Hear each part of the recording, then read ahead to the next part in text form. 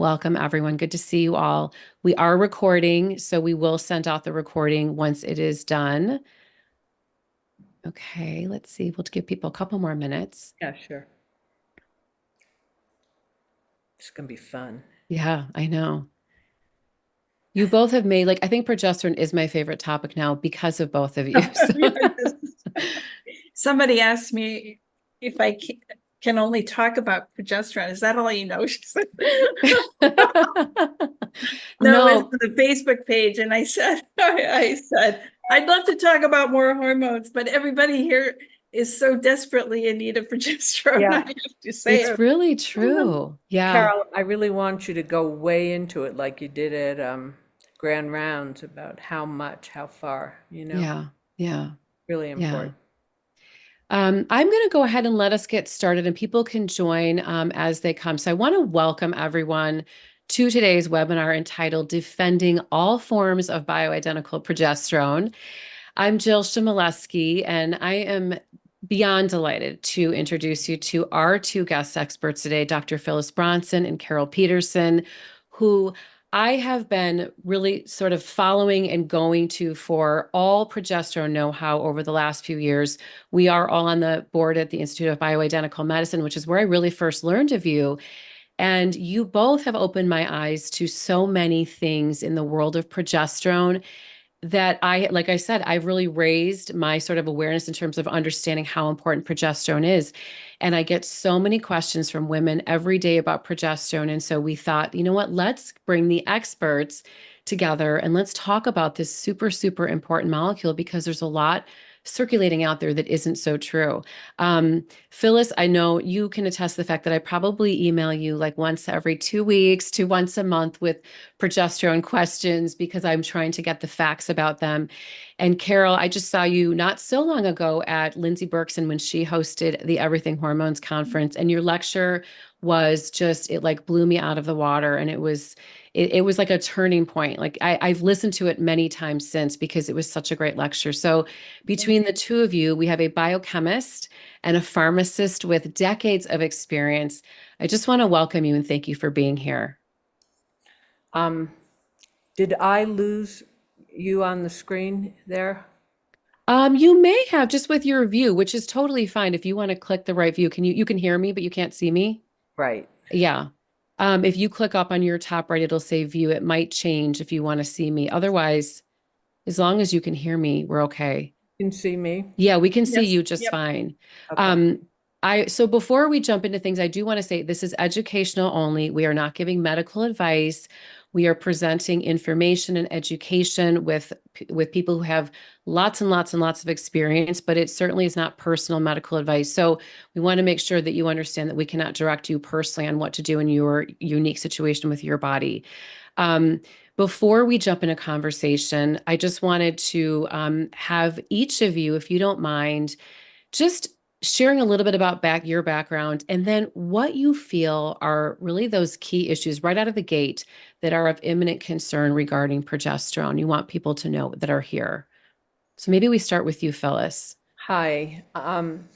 So I'm Dr. Phyllis Bronson. I'm a PhD biochemist, and I've been working in the original molecular world of hormones for many, many years. I, in fact, was on, it wasn't so much a committee, it was with my great scientific mentor, Dwight Smith, at the University of Denver. We were the original scientists doing the work on the distinctions between real progesterone and synthetic progestins. So I'm going to talk to you about that a little more as we go on and show you the incredible differences that we were able to articulate some years ago. And that's been the seminal basis for everything I've done since. And then I have an unusual lens because I see things through the biochemistry and then have had a clinical practice with wonderful physicians here in Colorado for many years on the mood biochemistry and what these molecules mean. So I've had a long and winding journey in science and then wrote the book. Can you see this? Yes, yes. And my sister Becky, who I hope is on this today from Boston, she was my co-author, and she's also a biochemist, believe it or not. And she had a much more linear path. Mine was sort of the long and winding road because I did a lot of skiing on the way. I like to say I'm a scientist and a ski bum. I live out here in the mountains, and when I ski, I get really good ideas to think about later. So that's my life. I can't say it's been without its challenges to do this kind of science, but I spent a lot of time in Denver over the years at the University of Denver, and I had the most incredible mentoring there. And my late husband, Jesse, was a biologist, and he worked with me a lot too. So without further ado, I want to jump into some key points, okay, Jill and Carol? Yeah, absolutely.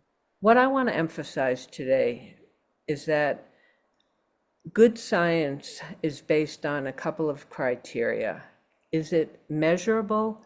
And that can be qualitative as well as quantitative. But we're looking at measurement and we're looking at replicatability. So can you measure what you're talking about and can you replicate the evidence? And over 30 years, we have been able to see the evidence base for why bioidentical progesterone matters, and form is personal preference. And what's terribly important right from the get-go is to emphasize my view, and Carol's as well, that anything that takes away from the importance of using bioidentical progesterone in sufficient quantities to make a difference is dangerous. And therefore, when you hear me explain these things, it will start to make sense. And I want to break through some of the influencer stuff I'm hearing that's getting to me and getting under my skin somewhat. Because again, I think that anything that takes away from the importance of daily use of progesterone when women need it. For cycling women, younger women who are cycling, it may only be necessary for half the month, although women with anxiety often need to start a week earlier. And for women who desperately need progesterone, they need it every day. And it makes zero biological or biochemical sense to try to go back into what Suzanne Summers was trying to say. And I give her credit for talking about bioidentical hormones, and she had a great presence, if you will. But she was wrong about the cycling idea. She was just wrong biochemically. It makes no sense to tell older women to start having a fake period again. Why? Because then they're not using progesterone every day, which many and most desperately need. They're in menopause. They've been dealing with mood issues for years. Progesterone is the great mood balancer. So that's, for me, myth number one. And I know there are influencer doctors out there trying to bring back Suzanne Summers' ghosts and similar theoretical things by people who have no actual biochemical or medical background. There was one person in there who was an anthropologist, one who was an actress. This is not okay. And you're trying to essentially tell women that if they have a fake period, they're going to be young and healthy. Well, it doesn't turn out that way. Anybody can get sick. Things happen. But at least get the facts straight. And I like to quote somebody famous. I can't say who it was. I meant to look it up. It may have been Winston Churchill. You're entitled to your own opinions. You're not entitled to your own facts. So that's myth number one. Cycling hormones for older women it makes zero sense. And then the size of the molecule. So lately, NAMS and other associated type doctors, by the way, the very doctors who 25 years and 20 years ago were saying there was no difference between bioidentical and synthetic progestins, bioidentical progesterone and synthetic progestins. Same doctors are now saying, oh, well, transdermal progesterone, the molecule's too big and it can't absorb that well, or whatever they're saying. Okay, so there are the three estrogens, okay? And so what you're seeing is essentially an aromatic ring on the left-hand side of my screen, the right hand. Is that the right hand up there? Yeah. Yeah. And so that's the ones with the lines in the structure, or the aromatic structure. Yeah. And that is very interesting because particularly in estrone E1, Mhm. there's a carbonyl in the upper right, that double Mhm. bonded oxygen. Mhm. And what happens there is many possibilities for mischief in estrone. That's why I'm not fond of that molecule. I have I think what happens with estrone is because of this double bonded oxygen, that molecule can get bigger and more toxic because there are opportunities for metabolites of estrogens to get held in the body for days instead of hours. And it's because of the structure here on the opposite of the aromatic side. The side without the lines is the aliphatic side. This is very important because when you talk about the size of the molecule, there are things with the estrogens that allow different molecular formations. And then if you show progesterone, same size molecule, girls.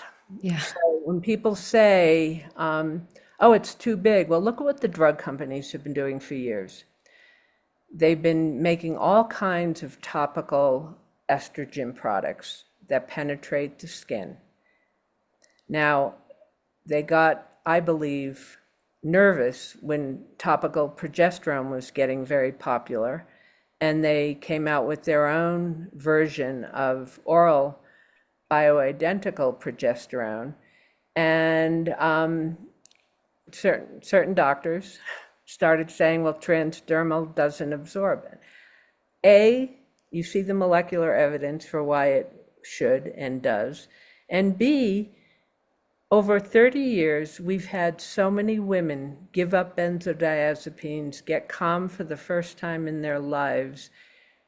And again, form is personal preference, but we have seen this with transdermal over and over and over again. We also use compounded suppositories. Now, we have colleagues who use oral at night, like Geraldine Pryor is a leading progesterone researcher in British Columbia. She uses the same dose, 300 milligrams at night for women across the board. We do that and more at night. We do it transdermally and with suppositories. And then during the day, when women are anxious and irritable, or one or the other or both, they just use more transdermal. It's the beauty of it, and they can play with it themselves. It is beautifully absorbed. Progesterone is lipophilic. It's taken up into the fat layer, and then it goes into the red blood cells. So the argument that it's not absorbed, A, it doesn't make sense biochemically, and biologically, women are thriving on it and have been for years. And it's not necessary to inject these molecules if you're getting dosed properly. Most of the women we see don't want invasive medicine, especially as they get older. They don't want pellets, they don't want injections. That's what we hear over and over and over and over again. There's a time and place. There's a time and place for injections, but not on a daily basis for most of our women. That's the feedback that we get.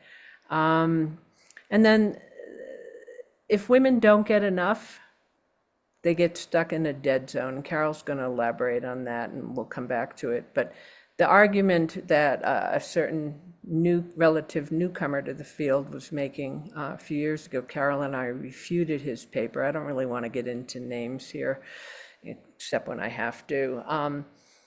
He articulated this premise that, yes, transdermal is the best form of progesterone. We totally agreed with him, but not after that point, because then he said women only needed 100 milligrams. Otherwise, they would form these metabolites that could be precancer.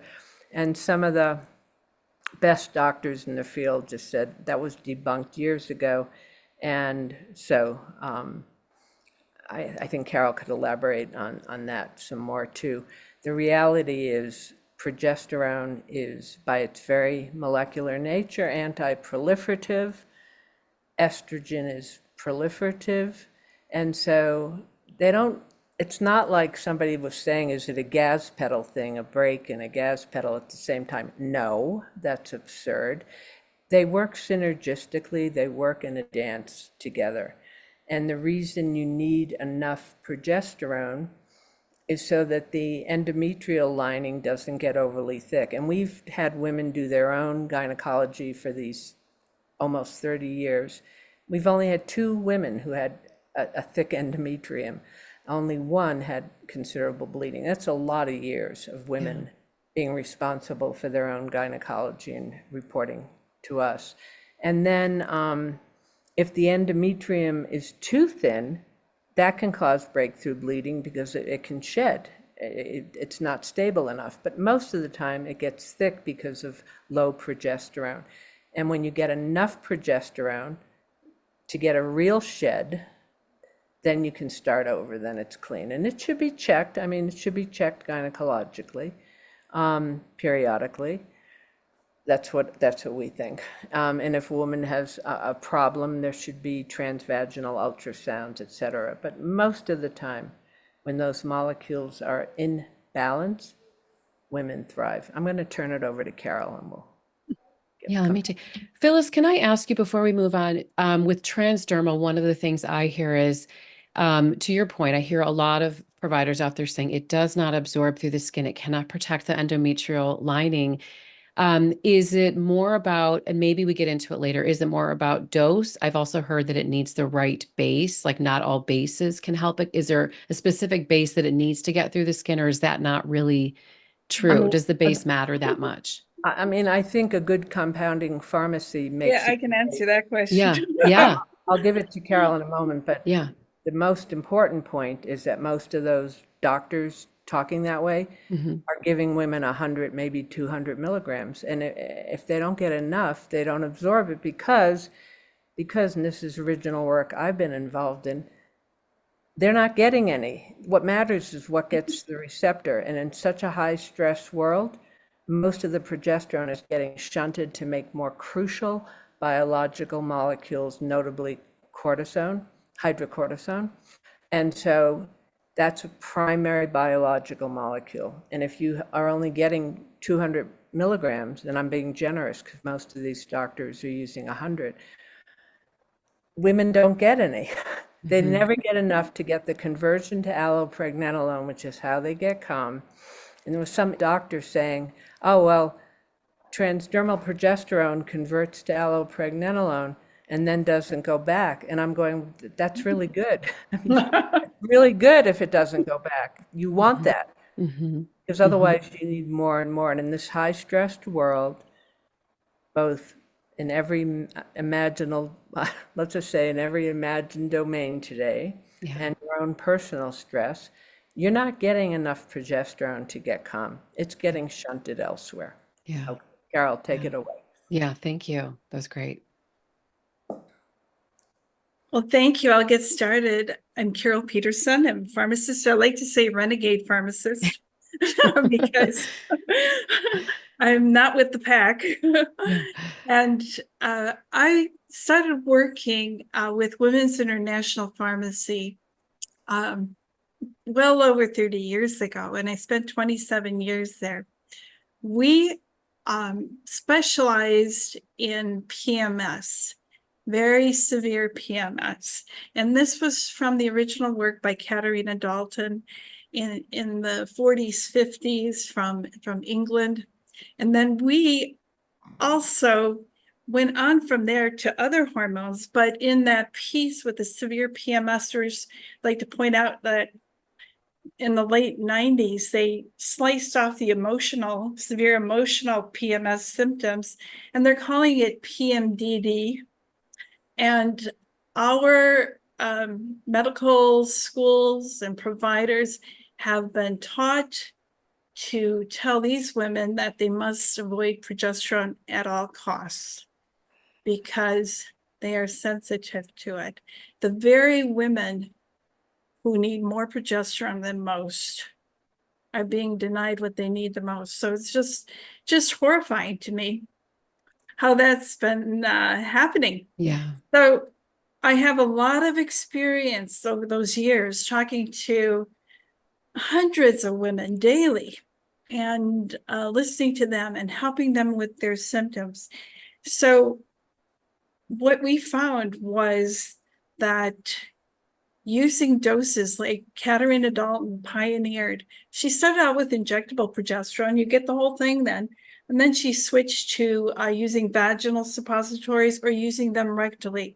Starting doses 400, 600 milligrams. When we started compounding oral progesterone in oil for PMS, our starting dose was 100 milligrams 4 times a day. And for many of those women, they didn't get full benefit until they reached the level of progesterone that gave them the calm they needed. And it's doable. I saw it over and over and over again. So I Wow. wanted to share. Yeah, I think Phyllis, it looks like your screen. Can you do a stop share? Do you guys see that? It says, Yeah. okay, there we go. Yeah. So maybe now, Carol, Yeah. can you share? Yeah, great. Okay. Yeah, this was It's funny. It came back. I know it came back right when you. yeah, so where did my screen go? Here we go. I have just 2 slides to share, and I think it's the root of all evil. And everybody knows this, right? This is hormones 101, and we have this graph. We can see how estrogen peaks in the follicular and has another peak in the luteal phase. But look what happens to progesterone here. It disappears into the weeds in the follicular phase, and then we get a nice, lovely, lovely surge for the luteal phase. Only when there's an ovulation, by the way. Sometimes the rate of loss of ovulation is skyrocketing these days. So another thing to take into consideration. But they made this graph scrunched, and this is a good demonstration. This particular one, they have no units. So it doesn't tell you the units they're in. And progesterone is in nanograms per mil. Estradiol is in pico. So you have to multiply. I ask people to imagine that line is 1,000 times up there. So working with Dr. Rosensweet and his group, he was about to put he's revising his book. He was about to use this again. I go, hold the boat. Yes. Hold the boat here. So now look what's happening to the progesterone. Look at the value of progesterone. These little peaks of estrogen are not consequential compared to the amount of progesterone a normal, healthy, happy person would be making, who's cycling regularly and ovulating and not stressed, just living the great life. So Dr. Rosensweet also put some numbers from lab ranges if you want to look at that. But I think the drama of where that progesterone area under the curve, just imagine how much progesterone your body makes for you each and every month. And it's this, the former graph makes it inconsequential. And we have lost the idea of the importance of progesterone. I want to talk about one other thing with this graph. You see progesterone drops and estradiol drops. Okay, so there's in conventional medicine, I was taught this, everybody's taught this. It is the drop of progesterone that starts menstrual bleeding. Working with the PMSers, it was not true. They had symptoms 1, 2, 3 days into bleeding.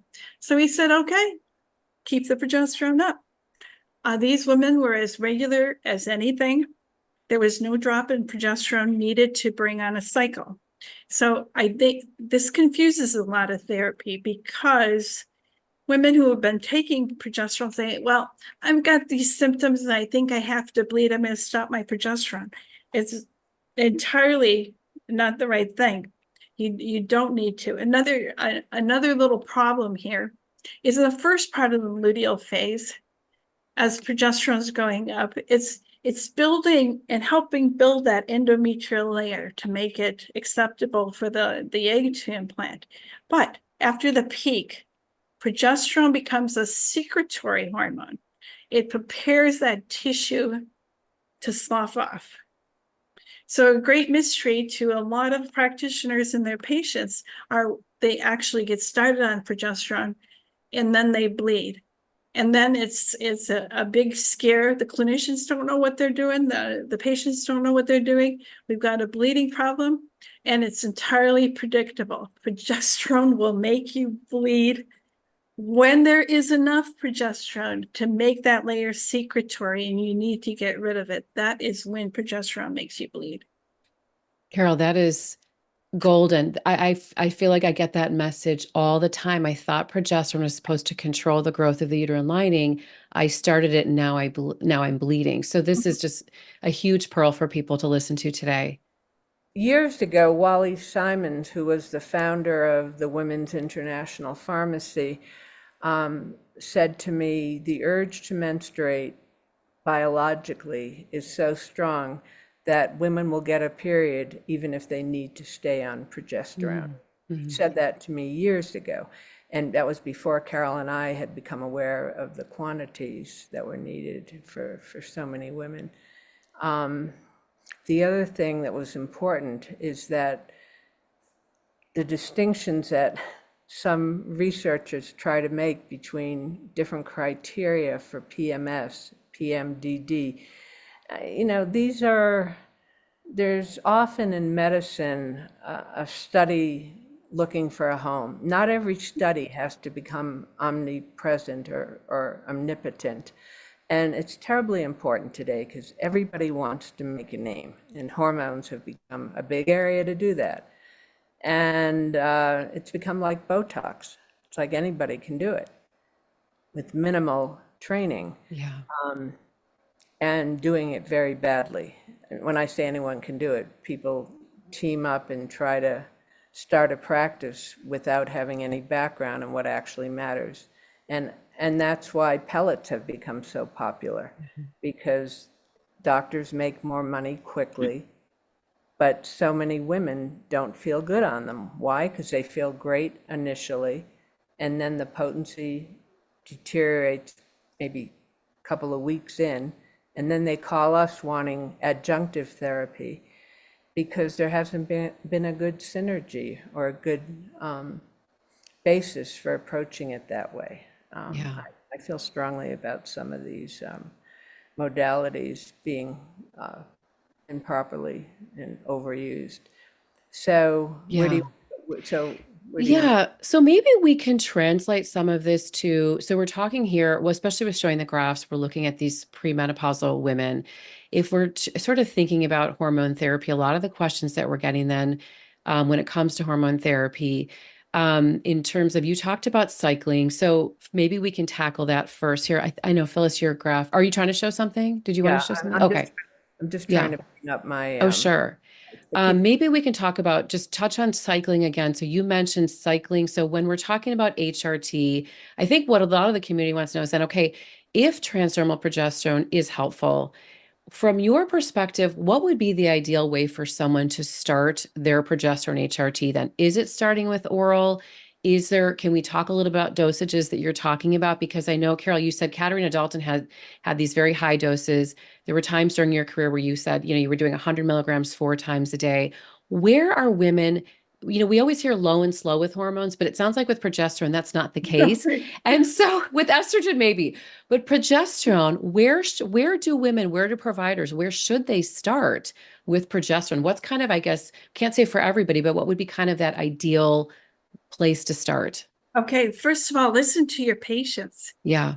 When you give them the 100 milligrams and they come back and say they can't tolerate progesterone, you're in this dead zone, gray zone. One Facebook page calls it the estrogen kickback. I think it's more complicated than that. I think adrenaline's involved. If you use too little progesterone, and you're asking that by you turn on things. John Lee said, I never did find a reference for what he said, but in actuality, it happens. Everything estrogen gets magnified. A tiny bit of progesterone makes your breasts hurt, gives you a migraine headache, you're bloated, your ringstone feet, that you can't sleep.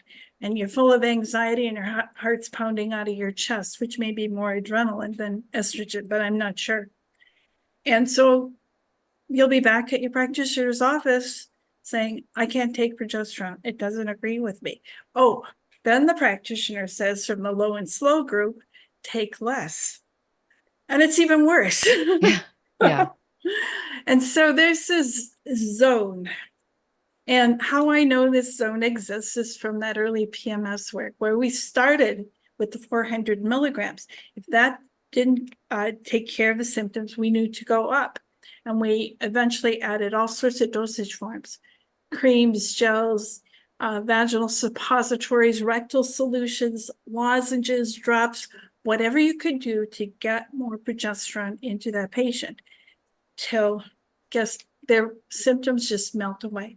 Mm-hmm. And in those days, as doctors were more familiar then than now for treating PMS, if those symptoms would start to reappear, often the practitioner would give the patient like, well, use the lozenge quickly to get the level back up quickly. Mm-hmm. We just thought, okay, we're falling back. We don't have enough progesterone. We've got to give more. And that's all of this experience has given me the information that women can and do need to use more, and you can get to 100% satisfaction. And if you play around with those lower doses, you start in motion a lot of metabolic issues by just the tiny dose. And the interesting thing about progesterone, it is so pervasive and so important. It goes all over the place. Now, one of the questions was, it's not showing up on the serum when it's a cream, topicals. I read in one paper recently, it'll show up, but you have to test within an hour of when you've given that cream dose. And so we have people testing for progesterone, and maybe the last dose was 6 o'clock the evening before, and now it's 2 o'clock in the afternoon. You're not going to see anything. Mm-hmm. Does that mean you didn't absorb it? No, you can't go to that conclusion. The serum level simply reflected the absorption. And as it goes down, it goes out of the body, but more importantly, it goes to where it's needed. Mm-hmm. So people also have this mistaken idea that they go in and have a blood test and they get a number, and that's their number. And it somehow reflects all the hormones that they have in their body are averaged into this one number, and that's where you are. And nothing could be further from the truth. And that's a hard thing to break because we teach people to rely on tests. Mm-hmm.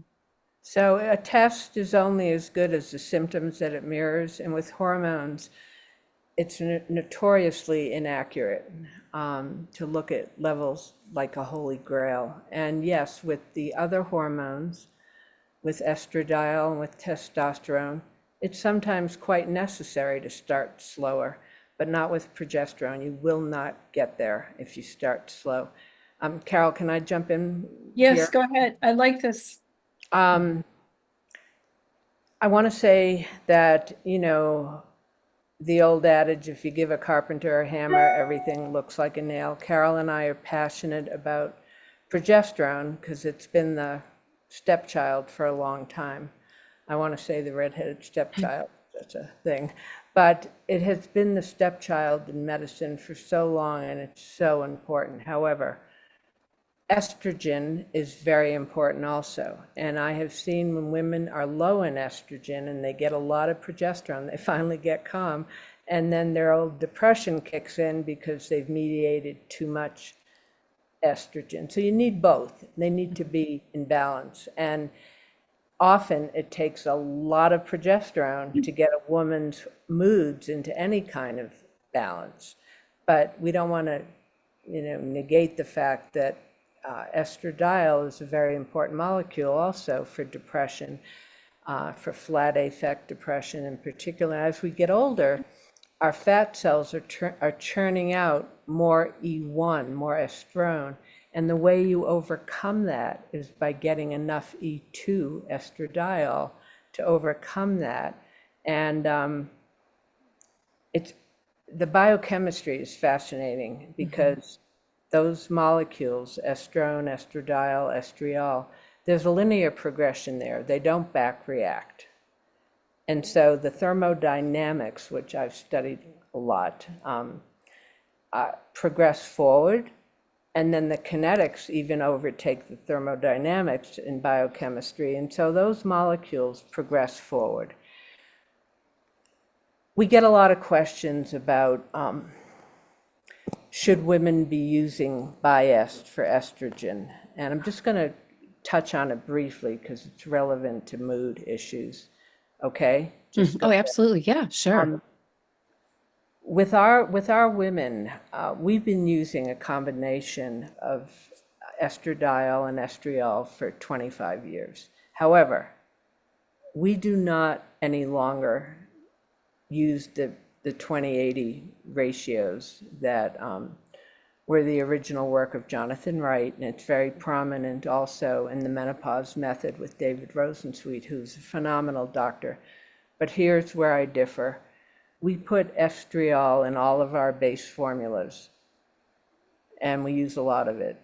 But estradiol is the molecule that makes a difference biologically. Estriol is pretty inert biologically. It's a protective molecule theoretically, and that's really based on the Department of Defense study from years ago.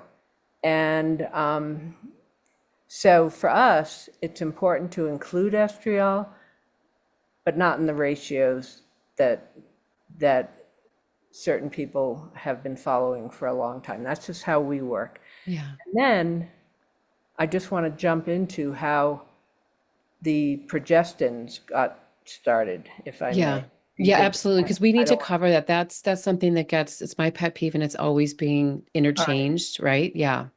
So here's a list. If you won't be able to really see it, but see Frankenstein? And then the list of monster molecules below this.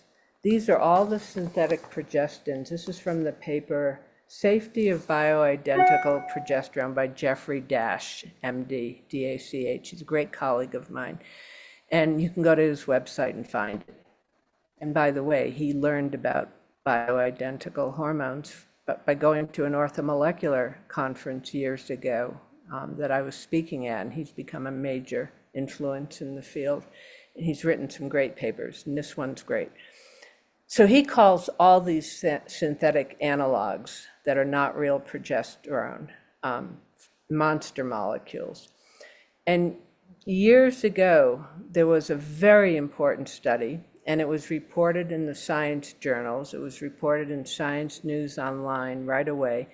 It was not reported in the medical journals. And you need to know this because when you try to explain to medical doctors who don't know this stuff, and they're very well intended very often, this is not part of their training. This study is very helpful.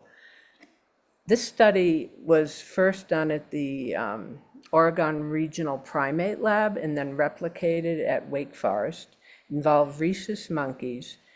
And Ken Hermsmeyer, the lead scientist, was giving monkeys estrogen to look at vascular dilation, the importance of vascular dilation and cardiac function and neurological function. And then he gave them real progesterone, rhesus monkeys, And he was not looking at the moods of monkeys. He was looking at whether there was any interference with vascular chemistry. There was none. And then if you can bring up the slide, can you see this? Yeah, we can see this. Yeah. Okay, that's amazing. It came Yeah. back. I came back. The big surprise, Hermsmeyer says, is that medroxyprogesterone acetate is such a huge risk because the monkeys went into such severe cardiovascular they had to stop the study. Wow. Now, you tell me why. This is the molecule that's been used for 50 years in hormone replacement and in birth control pills across the board. It's the same molecule in different variations. MPA is Provera. So that's why when I reference even some good research that involves estrogen, even in a form I don't like Premarin, you're still getting some value. But the minute you add Provera, you're contradicting that. Yeah. That's a problem with Avram Blooming's book, by the way, Estrogen Matters, because he includes Provera in that, even though it's an important book. And in a recent talk, I showed the cover of that book. It's important for anybody who's worried about cancer to read that book, Estrogen Matters, or to at least know about that book. It gets a little tedious to read. Yeah. But Phyllis, if I could interject here. go ahead. The reason the monkeys didn't die was they saved them with progesterone. Did you that right? that right? Yeah. So Cool. you need one more tab. These monkeys didn't die because they got rescued. It shall be added. So that's a very important piece. And then we've done a lot of correlating progesterone and the GABA A receptor because they both meet at the GABA A receptor, the alpha 4 subunit. It's a perfect dance between amino acid biochemistry and hormones. So the root of anxiety is that receptor is hungry. Not tired, it's hungry. Can you explain that to the women that maybe don't know what the GABA receptor does in our bodies? So the GABA A receptor GABA is the largest, most abundant neurosteroid and amino acid in the body, and some people are deficient in it, and it is incredibly important for calming because when you have a chloride ionic channel and it opens, and that is what allows the GABA A receptor to be articulated, and when progesterone is present, the calmness is what happens. You cannot be anxious if you're getting GABA and progesterone. And there are drugs that try to mimic GABA, but the mechanism of action of something like gabapentin, I don't understand how the drug works because I don't really see how the mechanism works. But I think a lot of it's placebo, but real GABA is incredibly effective, and especially when it's combined with progesterone. There's one interesting anecdote that in adolescent boys, they found that GABA wasn't as effective as in older, even men, because they had no progesterone at an early age. I thought that was interesting. So I think GABA needs certain cofactors like magnesium if you're using it in younger people. But for women and men, it's incredibly calming to use GABA and progesterone. We use progesterone. My medical partner gives all the men he sees progesterone because it's an aromatase inhibitor. It helps allow the testosterone he's using to not convert back to not convert to estradiol, but also it's calming. And so men can use they should use smaller amounts than women use, but it's very effective. Carol, you spoke about that at Grand Rounds recently. Can you jump in there about men and progesterone? We really don't know where, and I'm wondering if we might be underdosing men too, because for them they don't make so much progesterone, just a small amount from the testes, but they still have the adrenal progesterone. And when you hit menopause and you hit the wall, it's really adrenal pause. the adrenal glands you needed to rely on for the rest of your years aren't there for you. Progesterone is a major adrenal hormone. So for both sexes. So Michael Platt recommended 300 milligrams of progesterone for prostate enlargement. Now, I don't have a lot of experience with this, but I do have a little feedback, and it was working very well. People say don't give men progesterone because it'll interfere with testosterone. 5-alpha reductase works both on testosterone to change it to DHT, but it also works on progesterone. It metabolizes progesterone too. So it serves as a 5-alpha reductase inhibitor for everything going to the super strong DHT. And conventional medicine uses it with the drug finasteride. Proscar for prostate hypertrophy. And then what's the other one? They're giving to young men who are balding. Avodart and dutasteroid. Well, those are no. I'm just talking about finasteride. If you look up the structure of finasteride, it's practically identical to progesterone. Wow. So we like willy-nilly, we're giving it to young men who are losing their hair. They have metabolic syndrome. And if you go to the doctor, that's what you're going to get. And these young men are losing their sex drive. They're losing their sex function to become severely depressed. They become suicidal.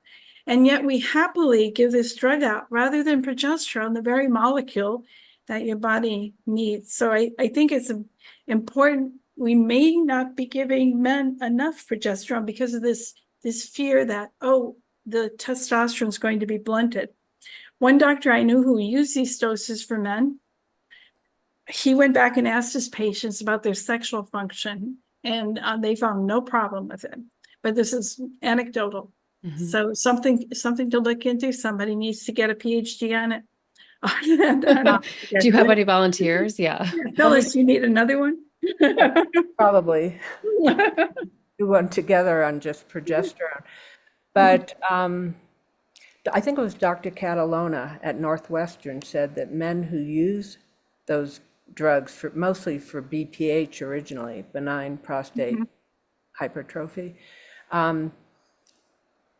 that was the original purpose of drugs like Avodart, dutasteroid, Proscar. And, men can be very healthy and bald. I mean, that's not always a black and white issue. So I just want to say that it's not clear.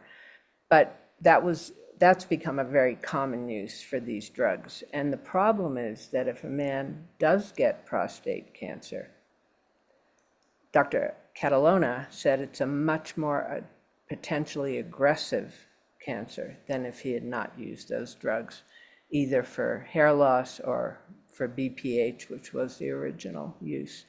I actually published something about that a couple of years ago. So these are all different, different aspects. And I think that this is a good slide about what happens after menopause when you have rapid DNA methylation loss. You age faster. I just want to show you a couple of slides that are important. And Carol and I have a lot of respect for this science involved, but he says some really important things, that it's testosterone and progesterone that really are the key anti-aging molecules, that as we age and the FSH goes high, it's really an indicator of the rusting of aging. It's not just a marker for menopause. Yeah. And what Jeff Balls taught me years ago is that even though you're looking at the estrogen loss, the thing that stops the FSH from continuing to rise are testosterone, and progesterone is key because it stops the free radical formation that is the rusting of your brain, the rusting of your body. And there are no magic bullets, but these are really important elements. So I wanted to show you that one. And real progesterone allows testosterone access to its receptors. Every hormone has its own receptor. They don't intermarry. They each have their own receptors. So to say that a hormone gets tired because of a different hormone is it's just not accurate biochemically. Would you agree, Carol? I think what you meant to say, the receptor getting tired or the receptor being overwhelmed or something. And I loved what you said when we were in conversation. You said receptors only get hungry. Yeah. I've never seen a tired receptor. I have seen hungry receptor biochemistry, and it's so integral to what we're saying about progesterone. Yeah. Taking it away, even if a doctor has good intention, well, I think women should cycle because da da da da da stuff I don't understand, frankly. Even if there's some good intention there, not just to come up with a new theory or reworked older theory, it's just wrong biochemically. Because again, you take away that progesterone from a woman who is finally calm, what are you doing it for? Yeah. Yeah. I once asked Wally Simons, we gave a talk together, I think it was probably at an orthomolecular meeting in Canada years ago, and he was an amazing guy, very insightful. And I said, Wally, what about just taking it, there's some even doctors that I respect who might say, take a day off.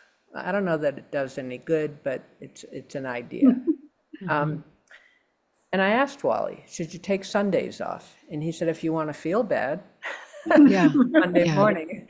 So I even that day off doesn't really make sense to me as a reset. With our women, we don't give them a million different supplements. I mean, there are certain things that I think can really be helpful. But if the hormones are balanced, you don't need a million different things. Because they are the containers for the free radical reduction and the containment for the moods that so many of us struggle with. And moods are part of the dance of being a woman. And when you're stressed, whether it's physical illness or emotional major duress, you're going to use up your hormones and you're going to feel it. And you need to trust that and use more. The symptoms are key. Symptoms are key. A good test can only mirror what's going on. So one thing I agreed with the National Academy of Science, Engineering, and Medicine, which used to be an august body that I revered until they got very caught up in certain things that I don't agree with. And when Dr. Rosensweet testified about the importance of bioidentical hormones there, probably 2 years ago, the one thing I agreed with the National Academies on, in talking about looking at symptoms for hormones, and that was key. And so Dr. Rosensweet kind of wasted 2 days arguing before their panel about the importance of bioidentical hormones, but at least it set up a good precedent for us as a group to get together and write to them and write various papers. And the Berkeley study that we were part of getting together really articulates the importance of the whole bioidentical model, and was sent to the FDA. It's on their board. Yeah. So we've been working behind the scenes for a long time. I mean, my passion is keeping the molecules alive that we've been working on for so long, notably bioidentical progesterone. Again, the keys with progesterone are that it's bioidentical, that you get enough to get calm, whatever it takes within reasonable reason. And Carol knows more about dosing than anyone. Use enough to get calm, it will not hurt you. And form is personal preference. I know there are people who are adamant about oral, but we can't be, because we work with mood and our women don't like oral. And it's great for insomnia, and it probably does protect the endometrial lining better than any other form, because it's consistent if you're using a certain amount every night. But again, when women have used enough, we have seen almost no endometrial problems. Now, am I going to swear that that can't happen? No, of course not, because this is all N of one. Every woman is different. She has to be responsible for her own gynecology. Every woman has to get checked. And if Yeah. the lining is thick, you need more progesterone. Yeah. And if there's something really going on, it needs to be checked out. And usually, unless there's continuous bleeding, breakthrough bleeding is usually not serious. But when women who have mood issues use oral progesterone, what happens is there are side chain metabolites, notably 5-alpha pregnenolone, that form. And that is a first cousin of phenobarbital. And so even in small amounts, women feel weird. It's a good word. They feel weird. And so that's why our women don't like oral progesterone. But they've been trained to use a lot of transdermal. So Yeah. Yeah. we just are trying to introduce the biochemistry of why the molecule is not big. It's Yeah. not big. Yeah. And the synthetic progestins are big. Yeah. It's so big that they block testosterone from being able to be utilized as an important anti-proliferative molecule. I didn't know that. Yeah, I did not know that. We are at probably we're about an hour in. Why don't we, do you have anything else? I was going to say, just look at our list. Do you have anything here, any more slides here you wanted to share, Phyllis? I just wanted to be sure that I didn't forget to mention the original spectroscopic work that I did on the original difference between, this is real progesterone, and this 3400 is where water peaks form. So you don't see any, there's no peak here. And with the synthetic molecule, what we found was astounding. This is medroxyprogesterone acetate that's in one form or another in all the birth control. Even if there's a different name, it's still based on this. And in all the synthetic HRT for older women. This is why people feel terrible on this molecule. The water peak is huge at 3,400. This molecule is extremely hydrophilic. It attracts water like crazy. Whereas real progesterone is a diuretic. It's hydrophobic. That's all. Yeah, no, that's great. Let me look at my list. Anything from you, Carol? I'm just going to look at what we had left here. I think we talked about progesterone intolerance. We've talked about a lot of these. I just want to say too, I'm still hearing from women whose doctors who have a hysterectomy and their doctor says you don't need progesterone. Why is that still being said? I mean, you guys have outlined the millions. I mean, there's so many jobs that progesterone has in the body and so many effects. Where do we know where that ever came from, where progesterone was only needed for the protection of the uterine lining? Harvard Medical School. Is it? Okay. Still saying it. And, Are they? and ACOG and NAMS. Yeah. The Endocrine Society. And it makes me wonder seriously about if they ever had a physiology course to accept this kind of garbage. Yeah. Katarina Dalton said women with hysterectomy need more progesterone than somebody going naturally into menopause. And I would submit that probably almost every hysterectomy being performed is due in part to, if not entirely, to low progesterone. So you have a very low progesterone history, the whole works leading up to hysterectomy. Now, in our infinite wisdom, doctors will give those ladies estrogens after the surgery. They say, oh, you need to take estrogen. You have to take estrogen to help your bones. And in reality, progesterone would have been doing that better. And there's a pathway where estrogen can act, estrogen alone can be a negative for the bones. And that is if your prolactin rises, if there's no tumor there, and prolactin has risen, it's a high estrogen, low thyroid state that is correctable, by the way, with progesterone. And if prolactin rises, it in turn stimulates parathyroid hormone to leach calcium out of your bones. So Oh, we are doing a huge disservice to these women right along. We cut them up and continue to do disservice. yeah, it's never made sense, but that explanation, I mean, it really further supports, what we're all talking about here in terms of the importance of progesterone.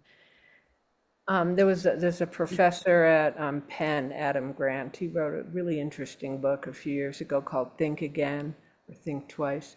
And he recently wrote an article about how people get so attached to a theory and they get married to it like an idea, and you don't mess with facts because my mind's made up, and especially if they've already been trying to defend it publicly. Mhm. It's very hard for people to think again. And so, I haven't been very public for the last 10 years. I've just been quietly trying to defend the molecules. And it's, I don't really care about being rich or famous. I mean, I'd like a little bit of both, but I really don't care about it. I care about defending the molecules. It's my passion. Yeah, yeah. And Yeah. I well, we'll go to questions. We have a few questions in the Q&A, but I wanted to mention one other thing, Phyllis, that you and I talked about. You mentioned when we did a talk for my community, when you were talking about how women are so stressed, and we are obviously we're really using that progesterone, right, to make cortisol. Um, and sometimes you had mentioned that when you have women who sort of out of nowhere have a bleed, right, they're bleeding on hormones and they've been through this really stressful period of time. Like you'll often tell your women, increase your progesterone because they're going to need more progesterone because they're stressed. I don't think a lot of women have heard that before. And maybe you can just share that with them from the way that you explained it before, where sometimes women, right, if we need the progesterone for something else, we may not use it to protect the uterine lining. We're correct? you said it perfectly. Yeah. And women who are vulnerable to flat depression Mhm. may need more estrogen. I mean, we have women who have been literally depression free compared to where they were for years using AM and PM estradiol and progesterone. Mhm. And then they have certain times when they feel that old melancholy or whatever. And it can be often circumstantial, but it can be exacerbated by biochemistry. Yeah. We tell them use a little more estradiol if that old flatness is back. And also with headaches, Carol has talked about how so many headaches respond to progesterone because they're nervous headaches, but also there are premenstrual headaches that are related to a drop in estrogen. It's similar to barometric drop. Mm. And women should pay attention to that, because if you get headaches when you're getting your period or just when you're under a lot of stress, it can be a need for more estrogen, and your mood will reflect that. And those constrictive vascular migraines are not traditional dilative migraines. Mhm. They are, which can be helped with progesterone, but that constrictive kind of headache needs estradiol, as does that flat mood. Now, I consider progesterone the great mood balancer. So if somebody's just feeling off, a lot of progesterone can really help Yeah. Yeah. incrementally during the day and more at night. But Is that more transdermal than during the day? Because oral can make us so sleepy. So you wouldn't recommend oral in the morning, correct? Yeah. we use divided doses during the day. Even Okay. too much transdermal during the day can make you sleepy. But you can tell. I mean, use 100 and feel good. Then keep your hands out of the machinery.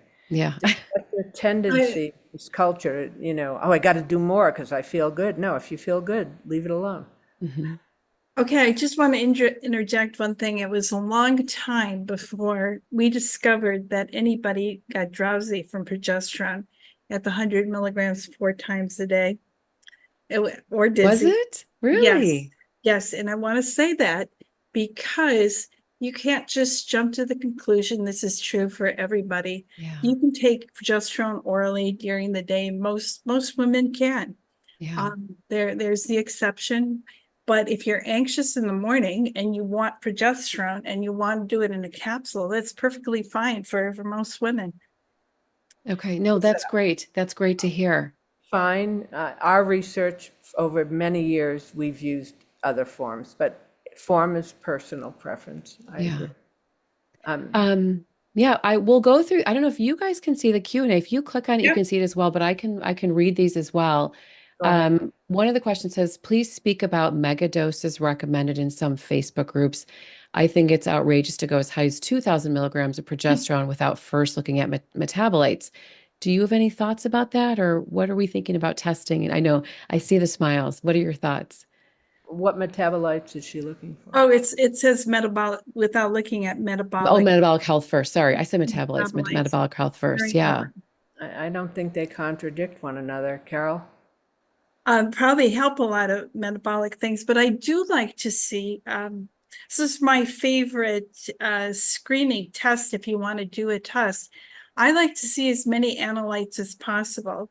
I want to see all the hormone systems. I want to see blood chemistries. I want to see inflammatory markers. I want to see lipids, as much information as I can get, and you start looking at relationships. So when you go and do a test of any sort, you just measure limited hormones, you don't get a good picture. But the metabolic picture is really important. Now you can get a lot of this from your intake.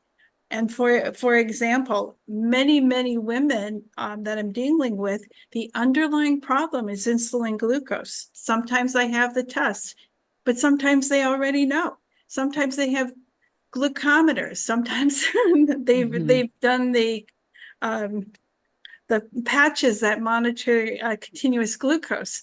So you can get that information, but if you ignore the rest of the metabolic picture, you're working in the dark. Yeah. And I will say progesterone will not hurt you and may help some of those things that you think you need to look for while you're looking for them. Mhm. One of the things that I think is really important is let's get somebody comfortable on progesterone. And maybe it does take a lot, but maybe they have this big estrogen load they're trying to deal with. It could be liver gut recirculation going on. It could be they can't metabolize it. They're not methylating. They don't have enough glucuronase or any of the sulfates and everything that you need to process the estrogens with. That could be low. You could look at that. You could have xenoestrogens. You could have heavy metals. Yes, absolutely. You need to look at that, but let's do it from a point of comfort. Yeah. Well, also, I don't disagree with Carol's premise, but I have found over time, we used to do a lot more testing and we do less now because I have found so often that the key issues come down to some very small areas: hormones, methylation, A1C. There aren't so many of these metabolites at the end of the day. It's a lot of sound and fury signifying very little, which is my objection to some of the urine strip type tests. You show all these metabolites, and I go, okay, now what are you going to do? Yeah. So yes, focus on the key things, but there are certain molecules that actually make a difference. And there are a lot of attempts to just sell a lot of supplements. I used to do a lot of methylation blood tests. And over time, I said, wait a minute, everybody pretty much needs methylated B vitamin. So if you're gonna use folic acid, use methylated folic acid. It won't hurt you. Yeah. I just don't see the need to spend a lot of money and time on blood tests that are sort of axiomatic. That's Yeah. my own orientation. Yeah. And I have seen very little value from testing progesterone after you have a baseline, unless you're looking at fertility, Mhm. because what matters is what's getting to the receptor. You know, Yeah. we have to do blood tests for estradiol and testosterone periodically Mhm. because of the way we're set up, connected to the hospital. But you don't have to do them that often, Mhm. unless there's a problem. So Yeah. we try to simplify that end of things. Yeah. Well, and that sort of leads, this is a question just saying, and not, you guys are not saying that transdermal does not absorb through the skin, but others are. And this person is just saying, are they saying that because it's not raising serum levels? Do you think that's why so many feel that progesterone is not getting to the uterine lining because we don't see the serum progesterone levels going up with HRT? Well, that's part of it. Yeah. And the Yeah, other is, go not ahead. enough progesterone. Yeah. Yeah. Yes. What? Not enough progesterone. Yeah. Here's one. Progesterone is highly lipophilic, goes into the fat layer rapidly, and the uptake by red blood cells is comparable to intravascular injections. Mm. There's a paper that I love from progesterone is in a rat model. I've referred to this paper many times. It says distribution and metabolism are comparable to those previously reported for intravascularity administered progesterone. Same. Mm-hmm. Yeah. That's a very important point. Yeah. I don't know where they're getting their, it's like sheep. They latch onto an idea. But I saw them do this years ago, argue, and we used to argue with some of those very doctors about the difference between real progesterone and progestins. And they just used to say there's no difference. So there's no use in arguing with people who don't want to learn. Yeah. And I'm not telling these doctors who are fervent about thinking that way what to do. I will say that we have not found that accurate over almost 30 years. Yeah. Yeah. And they can take it or leave it. I mean, that's not my concern. I'm not the general manager of the universe. Yeah. So I disagree with their thinking. And again, it comes back to my original introductory statement that anything that takes away from the importance and use of real progesterone is harmful to women. Yeah. Yeah. Well said. Well said. So yeah. This is just a question. Will you go back over the dosing when it comes to oral versus transdermal? When would it make more sense to opt for transdermal versus oral? Is there any general rule there for women? I know you said it's personal preference, but how do women even know what their personal, is there any guidance on that we can give women? Well, I mean, Geraldine Pryor, the lead progesterone researcher at SEMCOR in British Columbia, she likes doing it at night because it is great for insomnia, and she uses oral. We use transdermal and suppositories when needed at night. I like rectal. I think it works better for a lot of women. They stay in better. So we use a combination of compounded forms. And like I said earlier, we use a lot more at night because it does make you sleepy. And women, as they get older, they wake up in the middle of the night. Most women do not sleep through the night, but you can use progesterone again. Like 200 milligrams in the middle of the night will often put women back to sleep. We also combine that with the GABA formula that we like if there's anxiety present. Okay. And Carol referred to Michael Platt's work. I think a lot of adrenaline dominance is linked to low progesterone. Progesterone and GABA dampen adrenaline. So I like a formula called, should I say it? Yeah, you could say it. It's called stress maintenance. Mm-hmm. And if you go to metabolic maintenance and say, Dr. Bronson sent me, they'll send you the freshest stock. It's a really good GABA formula. Yeah. It's got good synergistic factors. I like people to know about formulas we've worked with for a long time. Yeah. So that's one thing. And again, we use incrementally smaller doses during the day because we don't want women to get sleepy. We just want them to get calm. Yeah. Yeah. Does that answer that? Yeah, I think so. Are we talking about, I think we've talked about is it like 200 milligrams a night and maybe you're doing 100 milligrams transdermally during the day, or I know you're shaking your head, Carol. I'm shaking my head because there's no way. Yeah. We have no way of going from injectable to vaginal to rectal to topical to oral. The thing you can do is start someplace and work with the symptoms according to that. There's no little cheat sheet somewhere. If this many milligrams of progesterone in cream, use this much oral. Creams, back to an earlier question, the cream base means something. Not all creams are well absorbed from the base they're in. There's one thing. Professor of mine from pharmacy school developed the drug crinone, which is vaginal progesterone in Replens, which is supposed to stick to the vaginal walls. So we asked him about this thing about people talking about progesterone storing in fat cells. And this is another urban myth, and it went around quite a while because there was a saliva testing lab. I don't think they still exist.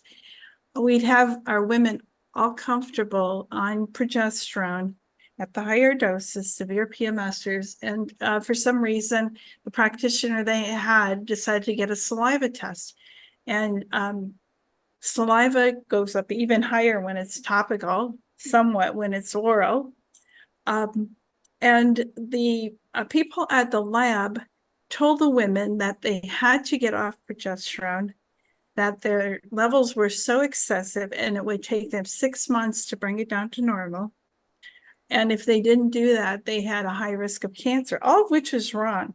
But I will tell you, within 2 or 3 days of those women doing progesterone cold turkey, their symptoms came crashing back.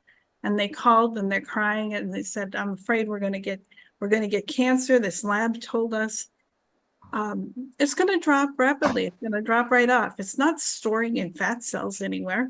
The professor I worked for, Joe Robinson, he said the rate limiting step with creams is to get it through the stratus corneum. It's got to be in solution. So the cream is a suspension of progesterone in the oils in the cream. So it's not in solution. So you're relying on your skin oils to get the rest of it in solution and then through your skin. So this translates to if you're hypothyroid and poor skin circulation, or if you simply have aging skin and less skin oils, the creams are not as effective as they could be. So you might want to switch around with other dosage forms. Or use enough, all true. And I remember hearing that progesterone could get stored in the cell. And I said, I heard that and I said, well, show me the mechanism. Yeah. There is no. Show me the fat biopsy. I'm still waiting after 30-some years. Yeah, there is zero storage mechanism in the cell. So, this will get into the portal blood. Progesterone will get there. It's a question of how much. And I agree, it can be as little as 10% if you're not getting enough.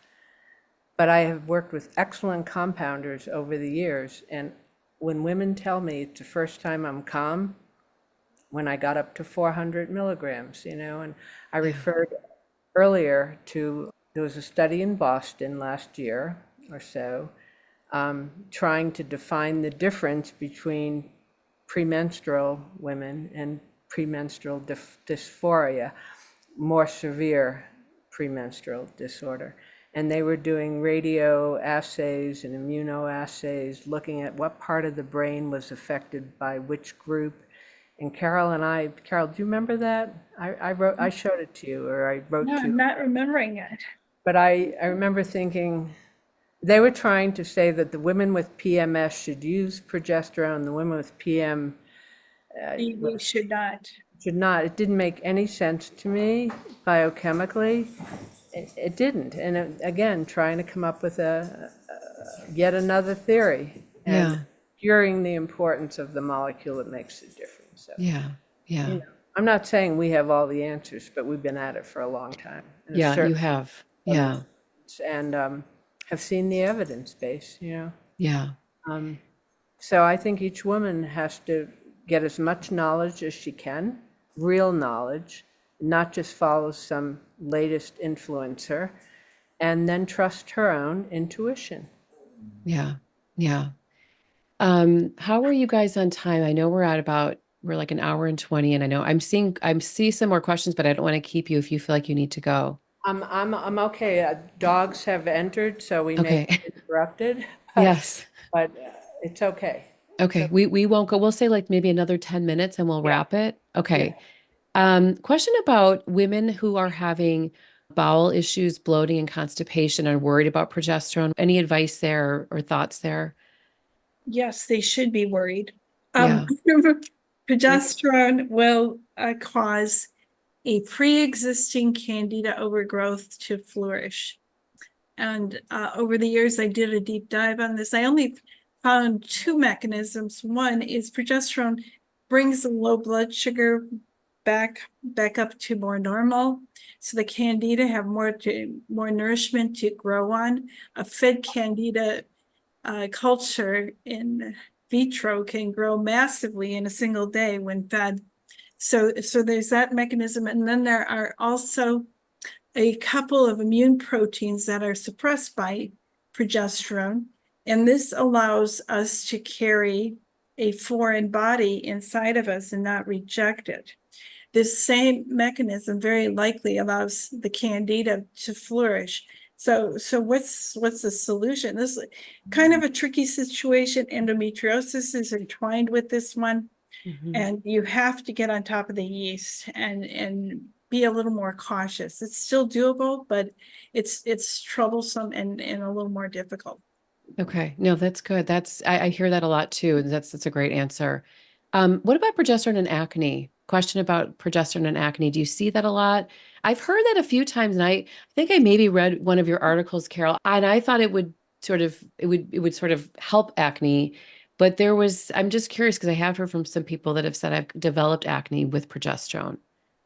So, and actually testosterone, there was one client we had, a young woman who was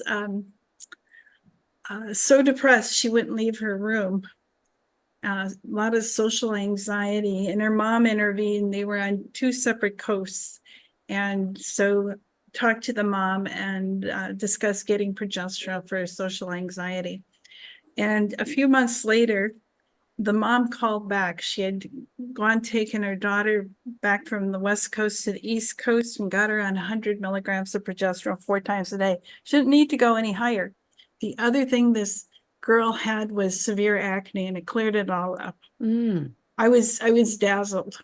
And modeling. She said she's a beautiful girl and she's modeling now. What a huge thing. Vitamin A is tied into there too, and certainly vitamin A is needed from cholesterol to pregnenolone. So there's some kind of problem going on there. So when it gets worse, if it gets worse, you've got to think, in my mind, you've got to think that the what's the skin, the third kidney. Oh, yeah. I Yes. I think some things are changing, and your body's got to put out more detox, and it's using the skin. Mhm. I have no other proof that I know that anybody studied that, but I would look to the gut and the other detox systems if this is indeed occurring. Yeah. How about progesterone in someone who wants to stay on a Mirena IUD for birth control? Can they use progesterone?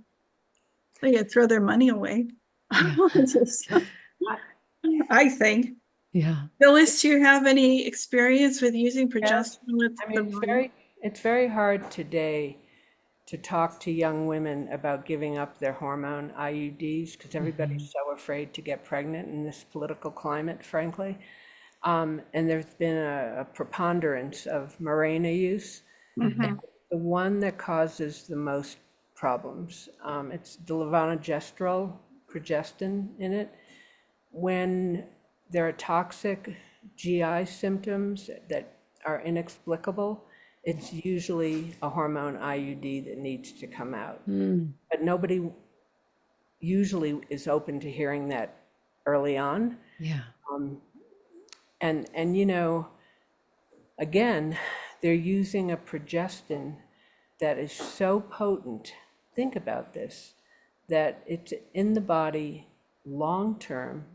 I don't even know how long the change period is currently for that kind of IUD, but it's the one that we've certainly heard a lot of mood issues about and other symptoms. And it's become very popular for those reasons. And it's, I mean, again, that list of toxic progestins is quite long. Yeah. But it's the levonorgestrel family, and there are several that are similar, are extremely not compatible with female long-term biology. So yes, they can be helpful for endometrial problems. They can control bleeding. But when a woman has inexplicable symptoms, she should get it out. Get it out, get your own biology functional, and see how you feel. Yeah. But Yeah. That is, Mirena is getting placed willy-nilly now for heavy menstrual bleeding. And I want to just comment on that briefly, because heavy menstrual bleeding depends entirely on progesterone being there in adequate amount in the follicular phase.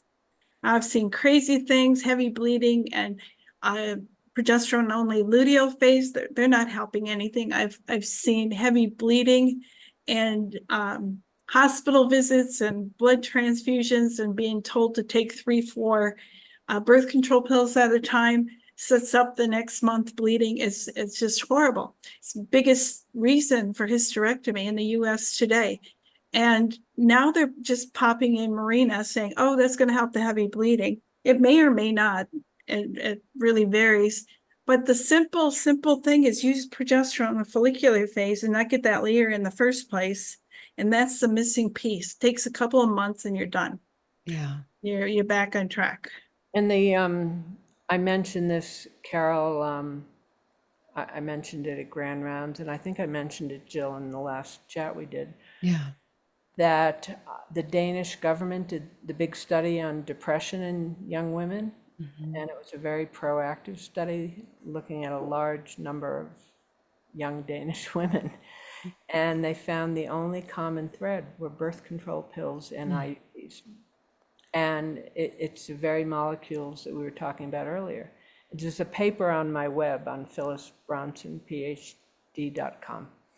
Biochemical observations on women's moods, where Dwight Smith and I wrote about the correlation to the mood component with the biochemistry. It's really a good paper, a great paper, short, to the point.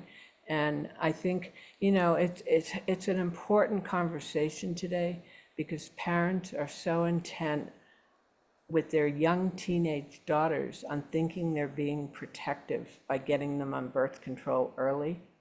I had 2 nieces that were on way too early, right? So they're being protective. We're going to protect them from getting pregnant. But it's also setting them up for a lifetime of mood issues if they don't learn about real hormones.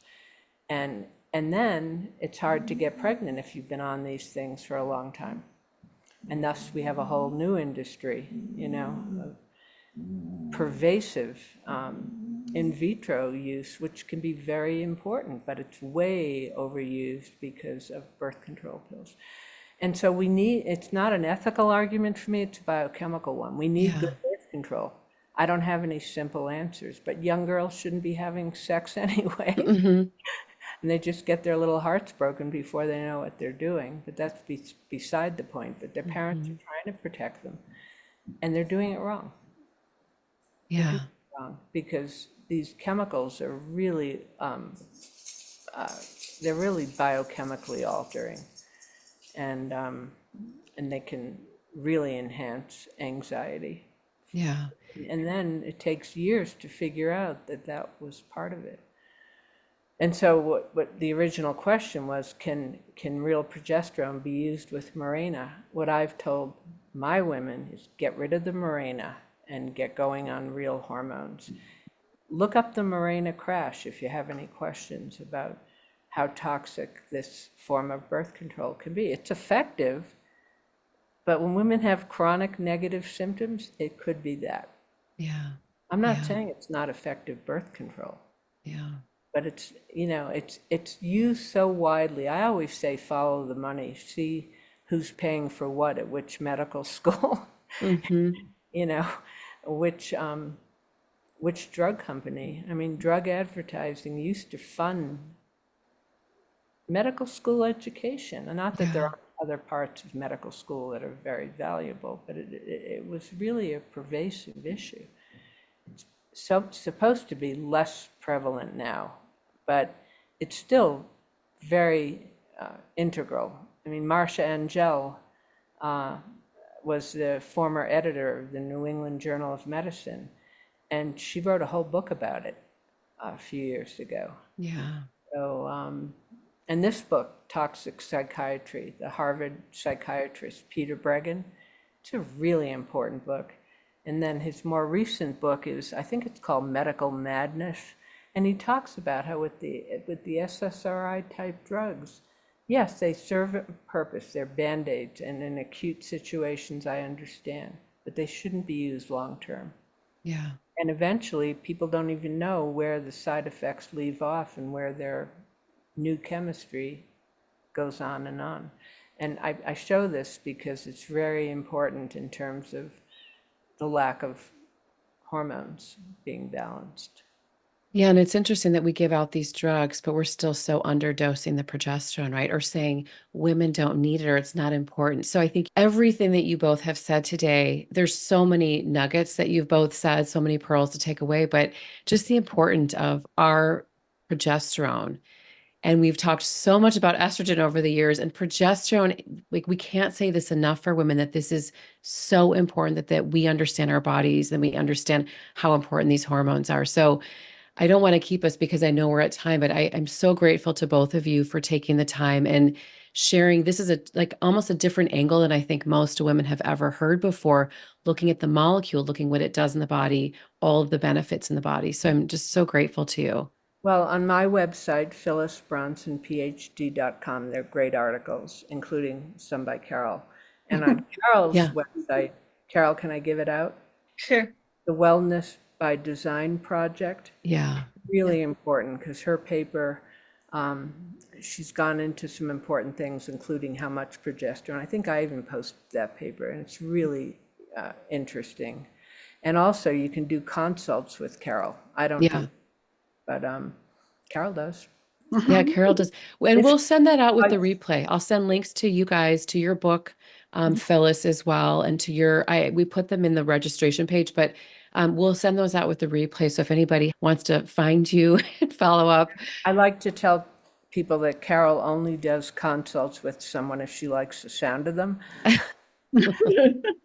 And she does them selectively, but it's when I send people to her who need help, we don't take new patients now.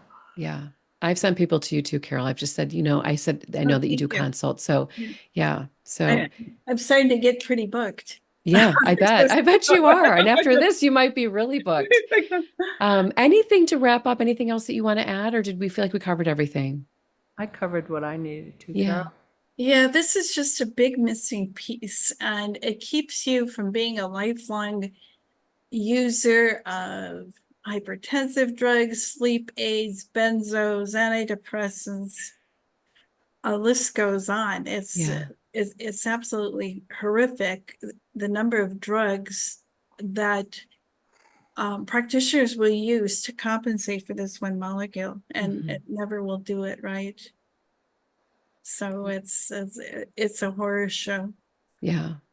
It's a highly stressed world we're living in this time. Yes. And if you get these doses properly, utilized, meaning using enough progesterone, Yeah.